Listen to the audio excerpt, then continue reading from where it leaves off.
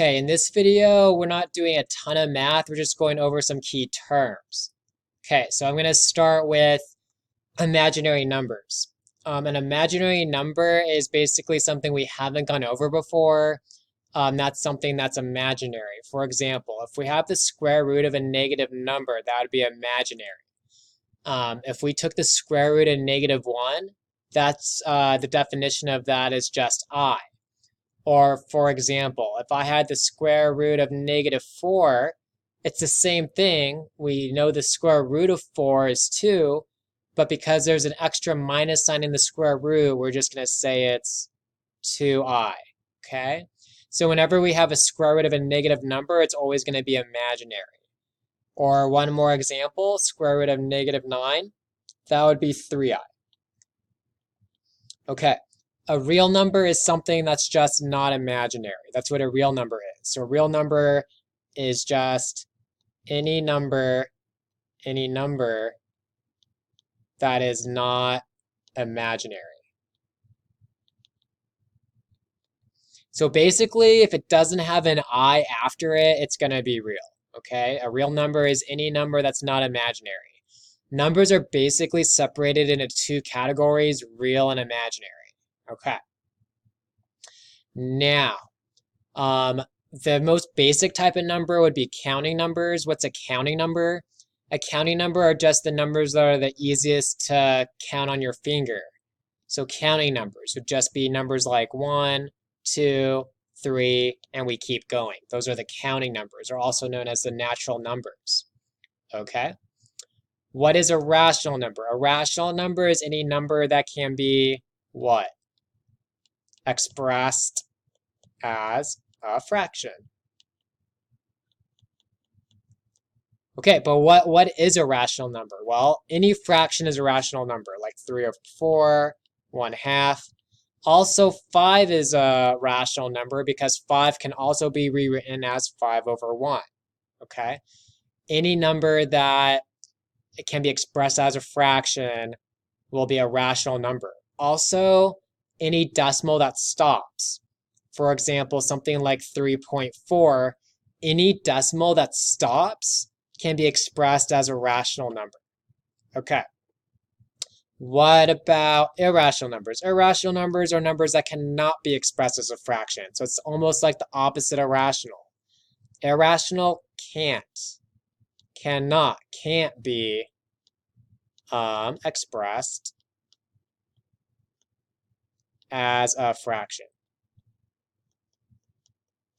Okay, these would be numbers that go on forever. Things like the square root of 2. There's no fraction that can represent the square root of 2. The square root of 2, if you put it in your calculator, it's just going to be a decimal that goes on forever and ever and ever and ever. Also, things like the square root of 7. Again, square root of 7, that's a decimal that goes on forever and ever and ever. Also, some very popular numbers. So maybe this is the first time you've seen these, but pi. Pi is a number that can't be expressed as a fraction. Some books will try to approximate pi as 22/7 or something, but that's an approximation. Pi cannot be expressed as a fraction. Also, another common number would be e. E is about 2.7. That's a famous number that goes on forever that can't be expressed as a fraction. Okay? Another number, you can look this up on your own time, but I think another number is called the golden ratio. But you know, that's on your spare time if you just really, really like math like I do, I guess. Okay. Yeah. All right. Now what? Whole numbers, right? Whole numbers are almost like the natural numbers, except we have a 0 in there as well. So whole numbers would be things like 0, 1, 2, 3, and it just keeps going, okay? Integers. Integers are the same thing as the whole numbers, except we also have the negative numbers. So -4, -3, -2, -1, 0, 1, 2, etc. Okay. The integers were kind of made up to express ways in that we can like owe people money and things like that. So if you notice all the negative numbers, it means that, you're negative basically, right? Okay. And what else? Complex numbers are a combination of the imaginary numbers and real numbers. So an example of a complex number would be something like 3 plus 4i. That's a complex number because it has both imaginary and also real numbers. So for this complex number, a lot of times I'll ask you, okay, what's the real part and the imaginary part? 3 would be the real part, the imaginary part would be the 4i. Okay, I hope this video helped. This is just not a lot of math, it's just trying to express these definitions in a very clear way.